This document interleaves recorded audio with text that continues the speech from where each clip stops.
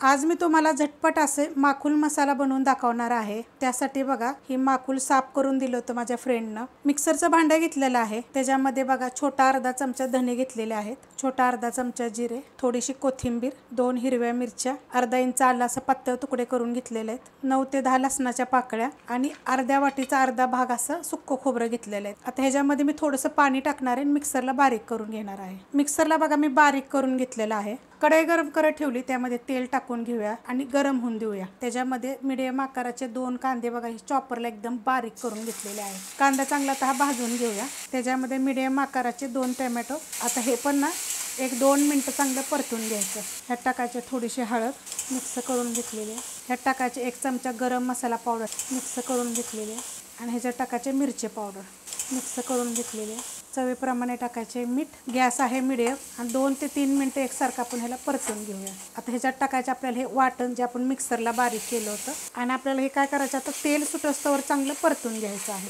आता ह्याच्यामध्ये टाकून घेऊया, त्याला स्वच्छ धुवून घ्यायचं, मिक्स करून घेते। आता ह्याच्यामध्ये टाकायचे कोमट पाणी, पाणी टाकल्यानंतर बघा मी मिक्स करून घेतलेलं आहे बघा, असा मस्त असा मसाला झालेला आहे। बारीक गॅस करून आपण ह्याच्यावर ठेवायचे झाकण आणि ह्याला चांगलं आपण शिजून देऊया। बारीक गॅसवर बघा मी झाकून ठेवलं होतं, 15 मिनिटं झाली असतील आणि एकदा फक्त मी हलवलेलं आहे। जर तुम्हाला पाहिजे तर तुम्ही अजून सुद्धा थोडासा सुक्का करू शकता।